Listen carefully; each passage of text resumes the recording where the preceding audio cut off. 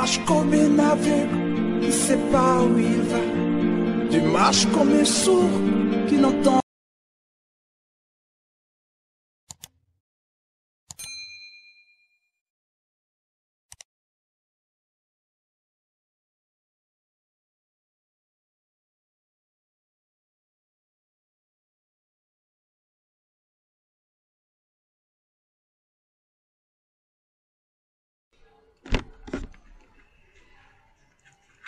Bien-aimés dans le Seigneur, bonjour, Bonjour et bonsoir. Nous sommes heureux de nous retrouver encore pour la continuité de notre enseignement sur le démon du mois d'avril.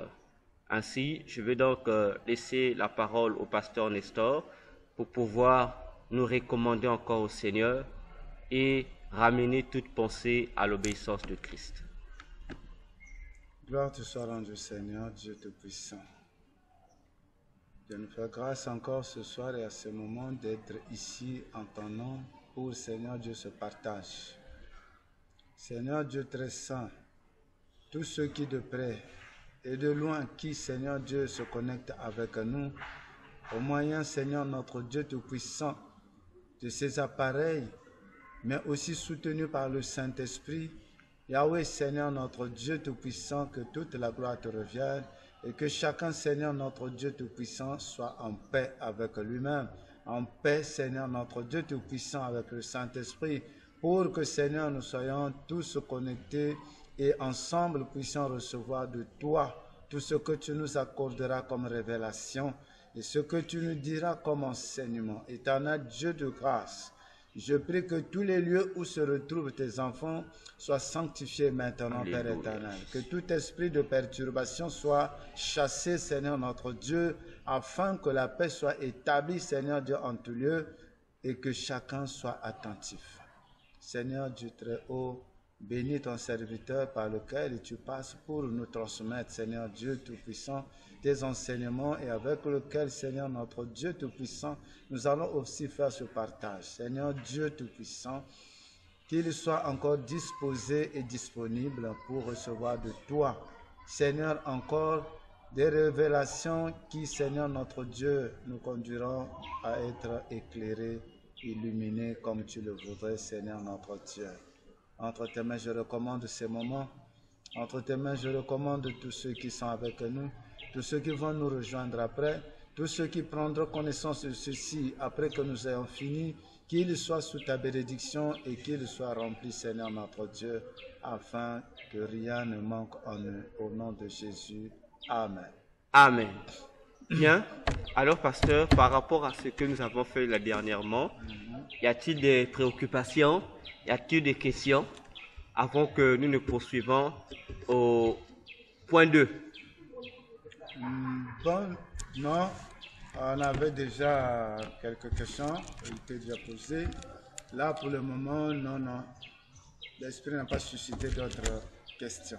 D'accord. Donc, nous allons poursuivre avec notre suite sur le démon du mois d'avril que nous avons déjà mentionné, Oui. qui est le démon Aphrodite. Alors, pasteur, nous allons prendre un passage dans Deutéronome 11.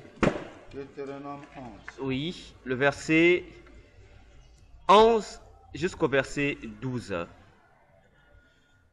Deutéronome 11, 11 à 12. Nous allons lire au nom du Nous Seigneur. bénissons notre Dieu. Nous sommes dans Deutéronome 11, le verset 11 à 12. Ok. Le pays que vous allez posséder est un pays de montagnes et de vallées et qui boit les eaux de la pluie du ciel. C'est un pays dont l'Éternel, ton Dieu, prend soin et sur lequel l'Éternel, ton Dieu, a continuellement les yeux du commencement à la fin de l'année. Amen. Amen. Alors, dans ce passage de Deutéronome, c'est l'Éternel qui est en train de faire une répétition par rapport à toutes les lois, à toutes les ordonnances, à tous les commandements et préceptes qu'il a eu à donner à Israël. Parce que Deutéronome signifie rappel de la loi. Donc c'est un rappel. Donc c'est comme un résumé que Dieu fait à son peuple. Alors, dans ce passage, nous voyons bien comment Dieu est en train de donner la description géographique de Canaan, le pays qu'il a donné comme terre promise à Israël. Dieu est clair, Dieu montre que Canaan est un pays pratiquement invivable. Mais Dieu rassure le peuple d'une chose, c'est que Dieu leur dit, si vous êtes fidèles à moi, quoique le pays soit un pays un peu bizarre, sachez que moi, l'Éternel, je prendrai soin de ce pays et j'aurai continuellement mes yeux sur ce pays du commencement à la fin de l'année. Voyez-vous, du commencement à la fin de l'année. Tout dépend de ce peuple, de la manière dont il va garder la relation avec voilà. Dieu. Donc, les regards de l'Éternel sur le commencement et la fin de l'année, sur le pays, dépend de l'obéissance d'Israël à la pratique, sinon à la soumission à sa parole ou à ses prescriptions. Donc, si Israël veut prospérer, Israël doit seulement obéir à la parole de l'Éternel. Si Israël n'obéit pas à la parole de l'Éternel, les yeux de l'Éternel ne seront pas sur le pays du début jusqu'à la fin. Ça veut dire que l'Éternel va poser ses yeux occasionnellement sur toute l'année. Voyez-vous? Donc, des fois, il peut manifester sa miséricorde. Ce mois-ci, je regarde pour vous faire une faveur, il se retire. Mais s'il y a obéissance, cela signifie que du début jusqu'à la fin de l'année, celui qui se reconnaît appartenir à l'Éternel n'aura pas à s'inquiéter. Parce que le Seigneur prendra soin de lui. Et c'est ici que nous rejoignons ce que Jésus disait dans Matthieu 6, du verset 30 jusqu'au verset 34, où il disait aux disciples de ne pas s'inquiéter, parce que de même que si Dieu prend soin des oiseaux et des herbes, Dieu également prendra soin d'eux tous les jours. Et il leur dit, à chaque jour suffit sa peine. Mais vous, cherchez premièrement le royaume des cieux et sa justice, et le reste vous sera donné. Parce que votre Père céleste sait de quoi vous avez besoin. Voyez-vous, nous sommes en train de parler sur les mystères du temps. Et particulièrement sur les démons qui influencent le moi. Dernièrement, nous sommes dans notre grand 3 sur les missions du démon, d'Avril et des démons reines. Nous avons dit que des démons reines font partie des démons que la Bible appelle les trônes. Les démons qui jouent le rôle des divinités pour imposer leur volonté aux autres esprits, comme le dirait Jésus dans Matthieu 6, en nous montrant comment prier, versets 9 à 10, où il dit, lorsque vous priez, dites, notre Père qui est aux cieux. Donc, ces démons reines ou ces démons reines-mères jouent également ces fonctions-là. Nous l'avons vu dans Jérémie 7, où on a vu comment le peuple d'Israël allait offrir à une reine du ciel, dont nous avons précisé qu'il s'agissait non de Marie, Marguerite, la Vierge Marie comme telle, mais d'Aphrodite, la déesse de la beauté, de la fertilité de l'amour et de la femme. Alors, nous comprenons ici que le mystère sur le temps a une importance. Parce que certains m'ont dit que c'est inutile de faire un enseignement sur sur les démons mensuels, c'est inutile parce que nous avons la foi. La foi nous suffit. Mais ici, on se pose la question. Lorsque les regards de Dieu du commencement à la fin de l'année dépendent de quoi? De la foi? Non. De l'obéissance à la parole de Dieu. Ici, il est question d'obéir. Il n'est pas question de douter à la parole. Non, mais d'obéir au commandement que Dieu va donner. Or, l'obéissance au commandement ici évoque des principes que nous devons pratiquer et non la foi. Parce que la foi, presque tous les chrétiens ont la foi. Mais ce qui fait la différence entre tous ces chrétiens, c'est qu'il y a moins de chrétiens qui obéissent à la parole. Vous verrez un chrétien qui a la foi, mais qui ne marche pas conformément à la parole, mais il garde la foi. Il ne marche pas dans la sainteté, mais il garde la foi. Il croit au moins, ici Dieu avait dit, il fera, mais il garde ça. Mais en ce qui concerne les prescriptions qui nous amènent à éviter ou à fuir le péché, lui, il n'est pas là-bas. Alors, ne pas connaître les démons mensuels est également un danger. Pourquoi un danger? Nous allons suivre encore un passage biblique dans 2 Corinthiens 2, verset 11. 2 Corinthiens 2, verset 11. On va paraphraser une déclaration de Paul. Paul dit, afin de ne pas laisser à Satan l'avantage sur nous, car nous n'ignorons pas ses desseins. Je répète, afin de ne pas laisser à Satan l'avantage sur nous, car nous n'ignorons pas ses desseins.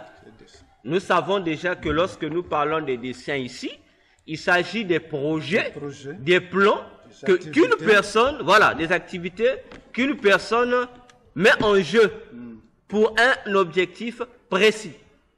Ainsi ici, Paul, lorsqu'il parle, aussi on remonte un peu, il était en train d'exhorter les saints en ce qui concerne l'esprit du pardon, que les saints devaient se pardonner les uns les autres et savoir manifester la charité en Christ entre eux. Et c'est là où il vient pour dire que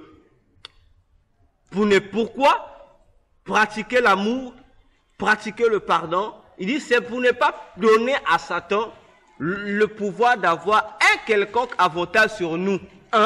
Deuxièmement, parce que nous n'ignorons pas ses projets, ses plans.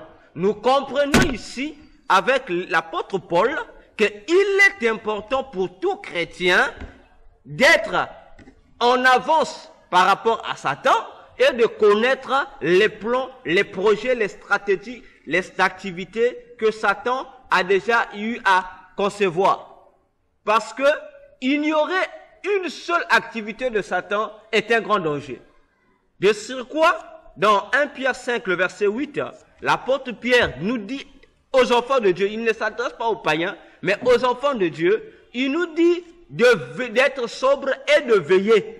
Parce que notre adversaire, le diable, rôde comme un lion rugissant, cherchant qui il va dévorer. Donc nous comprenons que tout autour des enfants de Dieu, Satan est là. Il rôde. Donc il nous surveille. Donc Satan est comme il joue le travail d'un service secret qui a pris pour cible tous les chrétiens et il est là. Il tourne seulement autour de nous. En tournant, qu'est-ce qu'il fait? Il n'est pas en train de tourner pour perdre son temps.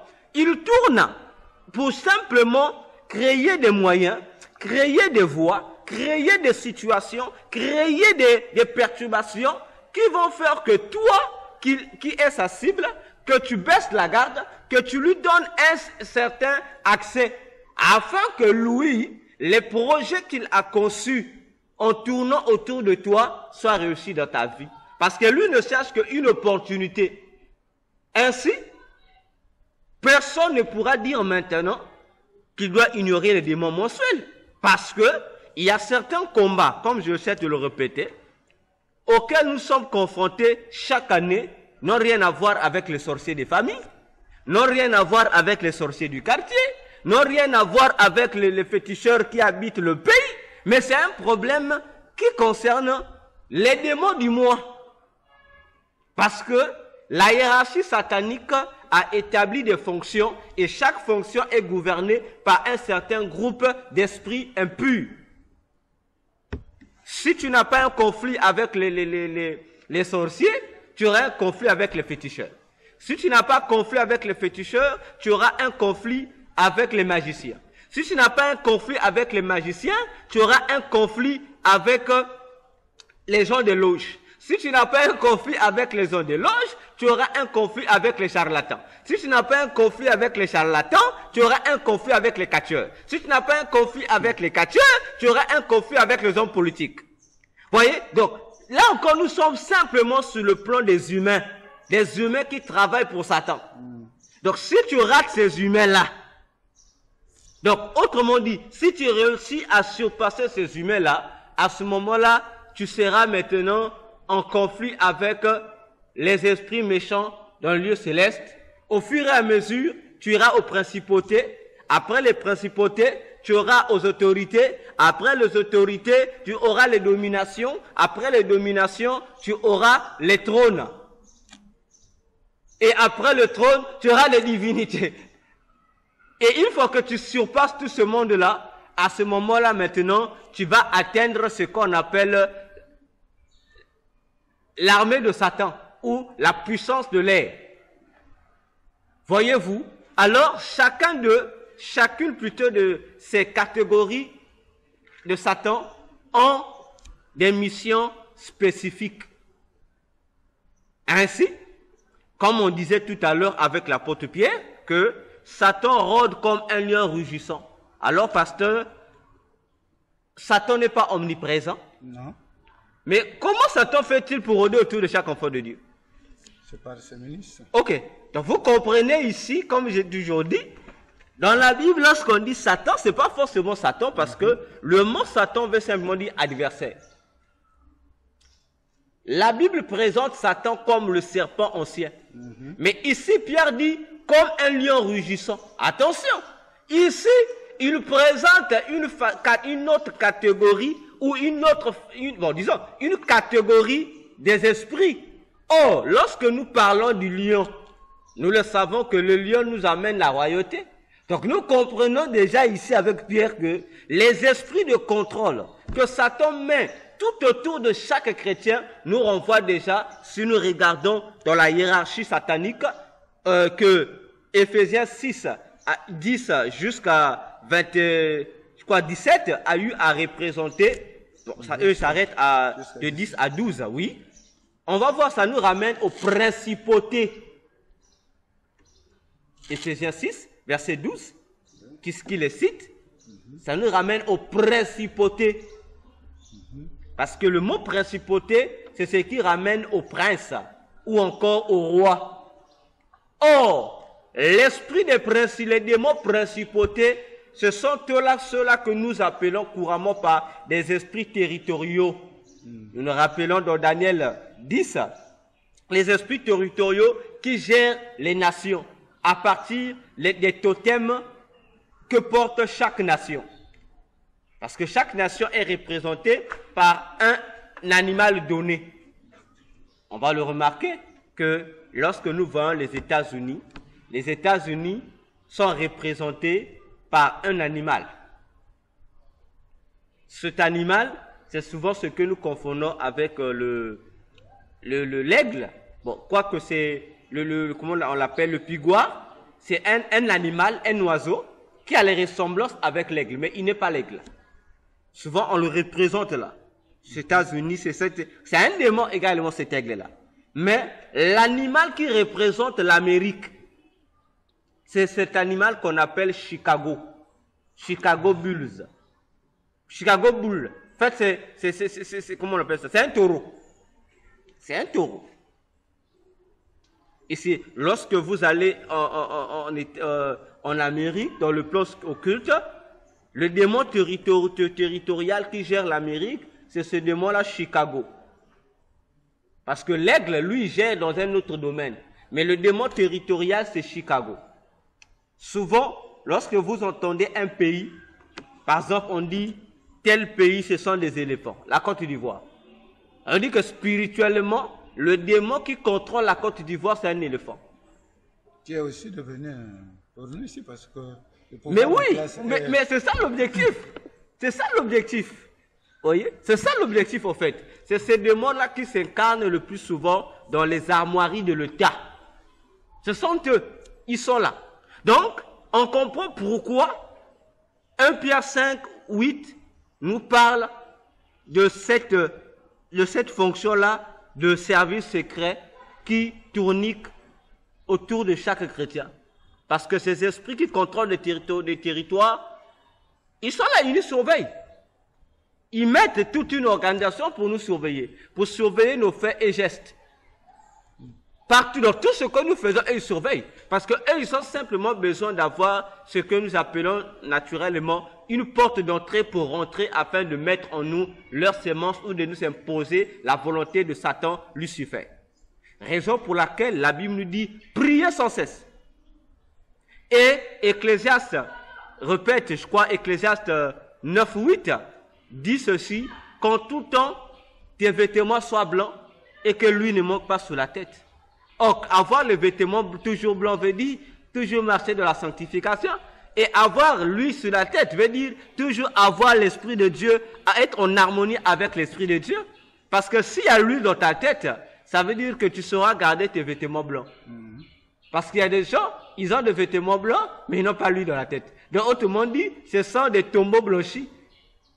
À l'extérieur, on voit des vêtements blancs, mais dès que nous rentrons à l'intérieur, comme il n'y a pas l'Esprit de Dieu, ça veut dire que il y a une pourriture. Mais or, lorsque les deux sont en parfaite harmonie, automatiquement, aucune porte ne peut s'ouvrir à l'ennemi. Voilà l'importance pour tout enfant de Dieu de s'efforcer du jour au jour à découvrir les activités sataniques. Parce que, pasteur, je vous le dis, les démons ne dorment pas. Tous les jours, ils surveillent les chrétiens à la loupe. À tel point que cette surveillance 24 heures sur 24 leur amène à créer de nouvelles stratégies pour mieux combattre les chrétiens et l'Église de Jésus-Christ. Imaginez-vous, eux aussi ils étudient la parole. Oui. Ils étudient la parole pour voir comment faire pour amener les chrétiens à pécher. Parce qu'ils connaissent les Écritures. C'est l'une de leurs activités. Voilà, ils étudient ça avec une parfaite attention. Ils savent que il faut que nous empêchions les chrétiens de payer leur dîme. Qu'est-ce qu'il faut faire? Parce que eux, ils savent que ne pas payer la dîme amènera les chrétiens en enfer. Mais payer la dîme n'amène pas forcément un chrétien au ciel. Voyez-vous? Maintenant, eux, ils prennent le côté de la négativité là, les conséquences là. Parce qu'ils savent qu'un chrétien qui ne paye pas sa dîme, il sait que non seulement que ce chrétien sera pauvre et n'aura pas assez de percée sur le plan économique, ils savent aussi que ce chrétien aussi a 1000 chances à cause de la non-donne de la dîme d'aller en enfer. Pourquoi? Et ils vont mettre les stratégies. Ils vous diront, lorsque tu donnes la dîme, ce sont les hommes de Dieu qui vous ça, c'est pas nous. Ils créent des doctrines comme ça. Ils créent encore des doctrines qui disent que la dîme n'est plus d'actualité, c'était l'Ancien Testament. C'est-à-dire qu'ils créent des doctrines que la Bible appelle que les doctrines des démons. Et l'apôtre, c'est le Saint-Esprit qui le disait par l'apôtre Paul que dans les derniers temps, les gens abandonneront la sainte doctrine pour s'attacher aux doctrines des démons. Maintenant, lorsque toi tu t'adaptes à une doctrine des démons, ça veut dire que chaque doctrine a pour objectif de te lier à un esprit. Parce que Jésus disait dans Jean 6, le verset 63, il disait, les paroles que je vous ai dites sont esprit et vie. Alors, si la doctrine de Jésus produit en nous la vie et nous lie à l'esprit de Dieu, ça veut dire que les doctrines des démons font l'inverse. Produit en nous la mort et nous lie à l'esprit qui a inspiré cette fausse doctrine. Donc du coup, tu es perdu. Tu es perdu. Tu es perdu. Et c'est là que Dieu se prononce dans Osée 4, 6. Que les gens ne lisent pas bien. Pasteur, lisez-nous Osée 4, 6 bien. Parce que les gens ne lisent pas ça bien. Pour que les gens comprennent quels sont les dangers de l'ignorance. Mon peuple est détruit parce qu'il lui manque la connaissance. Puisque tu as rejeté la connaissance, je te rejetterai et tu seras dépouillé de mon sacerdoce. Ok. Puisque tu as oublié la loi de ton Dieu, j'oublierai aussi tes enfants. Ok. Verset 7. Non, on s'arrête à 6. Souvent, on s'arrête seulement. Mon peuple perdu parce qu'il manque de connaissances. Mais la suite que Dieu continue, là, on ne fait pas attention à ça. Qu'il y a un rejet, et non seulement de l'individu qui ignore la parole de Dieu, mais la conséquence de cette ignorance tombe aussi sur la famille de la personne. Donc nous voyons que non seulement que l'ignorance est un danger que tout homme doit éviter sur le plan physique, mais également sur le plan spirituel. Et l'apôtre Paul a eu raison de dire que nous ne devons pas laisser à Satan l'avantage sur nous, parce que laisser à Satan l'avantage sur nous signifie que nous ignorons ses desseins. Or, le Dieu doit avoir le Père. Pour empêcher que Satan ait le dessus sur nous, ça veut dire qu'il nous faudra, un, connaître la loi de notre Dieu, deux, connaître la loi de Satan. Pour connaître la loi de Satan, donc c'est l'intervention du Saint-Esprit qui nous amène. Mais voilà, la connaissance de la loi. On dit la loi, le code de la route. Lorsque tu médites la parole, le puissant 119 nous a donné tous les secrets de la parole de Dieu. Parce que lorsque vous lisez le puissant 119, on vous donne toutes les révélations sur l'importance de la parole de Dieu. Parce que c'est elle qui t'éclaire, qui va te donner l'intelligence de découvrir ce qui est caché. Tu sauras, non, ça c'est le diable. Jésus, Satan l'a tenté dans Matthieu 4. Satan n'est pas venu avec une fausse doctrine. Non. Il a apporté la même parole, mais mise hors leur contexte.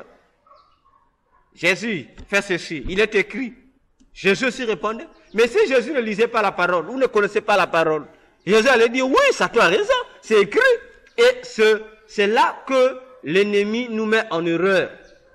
Parce que chaque jour doit être préparé spirituellement. D'après le psaume 91. Ce n'est pas nous qui avons écrit le psaume 91, c'est Moïse qui l'a écrit. Mais comment Moïse décrit ces réalités-là? Comment Moïse a-t-il su que le matin, il y a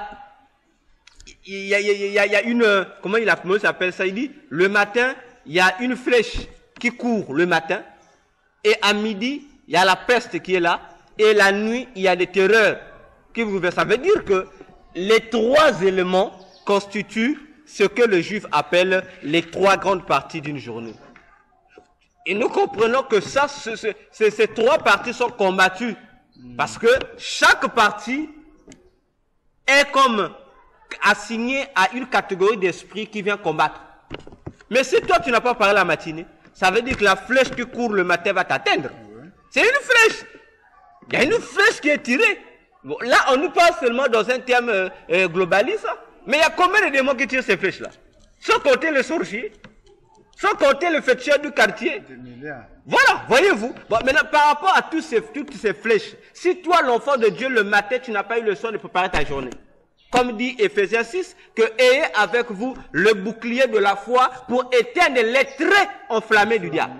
Attention, les traits enflammés là, il s'agit de quoi? Il s'agit des mêmes flèches. Mais cette fois-ci, on te dit que la flèche là n'est pas une simple flèche de la forêt, mais c'est une flèche au sommet duquel on met, sur la tête duquel on met le feu. Donc, d'abord, pour que la flèche t'atteigne, si tu barres, la flamme là va détruire ton bouclier pour permettre à ce que la flèche t'atteigne. Mais si tu n'es pas préparé le matin, problème. À midi aussi, tu ne peux pas parler, là maintenant c'est pire. Là, on te dit que c'est les pestes. Donc, les maladies qui vont t'atteindre. Si on te rate à midi, on va te recevoir le soir. Parce que le soir, les terreurs maintenant sont là. Donc, du coup, ça, c'est seulement une journée. Mais pourquoi ne pas préparer également le mois? Et ne pas préparer notre année également? Parce que nous l'avons dit au début de notre cours sur le mois de janvier. On a dit que les chrétiens ont souvent pris cette habitude d'attendre le 31, la nuit du 31 décembre, pour faire les réveillons afin de préparer l'année qui vient. Nous avons dit, déjà, depuis la nuit du 24 décembre, c'est-à-dire du 24 au 25 décembre, se passage cette nuit-là, Satan commence déjà à préparer l'année prochaine. Il organise une réunion de fin d'année dans son monde, où déjà il étale devant lui tous les 5 continents et tous les pays. Et il décide, cette année 2023, il y aura l'évolution dans tel pays, il y aura telle maladie dans tel pays. En ce qui concerne le sport, dans le foot, il y a telle équipe qui doit prendre la coupe. Donc tout est planifié par Satan. Et lorsque nous arrivons encore la nuit entre le 31 et le 1er, ils font la suite de cette réunion encore. Les points qui n'ont pas été touchés, ils évoquent les mêmes points. Donc eux, ils prennent déjà l'avance aux chrétiens. Et dès que nous atteignons la nouvelle année, et le chrétien qui prétend préparer la nouvelle année, confond la fête. On dit, bon, nous, soi-disant que comme nous les chrétiens, on ne peut pas fêter, allez, nous, on fait maintenant de la nuit du 31 décembre une fête du nouvel an. Alors qu'on est soi-disant censé venir préparer l'année, mais ce n'est pas l'année qui est préparée. C'est autre chose. On voit plus c'est venir une fête, les gens dansent. Les gens, non, je dois faire le bilan. Donc, le bilan, pour toi, tu as attendu le 31 décembre de faire le bilan. Voyez? Et il y a un problème. Et j'ai dit dernièrement que les satanistes aussi, le 31 décembre, eux aussi, ils font leur fête. C'est aussi une fête pour eux, parce qu'ils adorent une divinité aussi qui n'est qu'adorée le 31 décembre. Voilà pourquoi j'ai dit, ne pensez pas que le fait que toutes les églises le 31 décembre font une nuit de prière, il y a de ceux-là qui vont adorer ce démon du 31 et ceux qui vont adorer Dieu. Avec connaissance. Mais ils savent, les pasteurs qui sont ancrés là savent. Voilà pourquoi vous allez dans les nuits 31, il n'y a pas l'intercession là, il n'y en a pas. Mais vous rentrez sur une fête. Les gens sautent et on attend minuit. Minuit, appelez! Non, les gens crient, bonne année! Oh, attendez. Tout ça pourquoi? Parce que les gens ont pris ça pour une fête. Et Satan se moque de nous. Alors que la nuit du 31, si réellement nous sommes venus pour préparer la nouvelle année, on devait préparer ces moments-là dans les prières. On devait venir avec l'esprit d'intercesseur. On devait intercéder déjà. Pas s'amuser. Donc nous sommes là, on voit déjà le mois, l'année, on dit bon, cette année-ci, qu'est-ce que dans l'année, il y a quoi? Vous priez par rapport aux orientations qui doivent caractériser l'année. Mais malheureusement, qu'est-ce qui arrive le plus souvent? On remarque que les soi-disant choses que nous condamnons dans la nuit du 31, c'est ce qui nous arrive dans l'année prochaine. Donc on se pose la question, à quoi a servi la nuit de prière du 31 décembre? C'est là où on doit s'interroger et nous réveiller un peu de notre sommeil spirituel.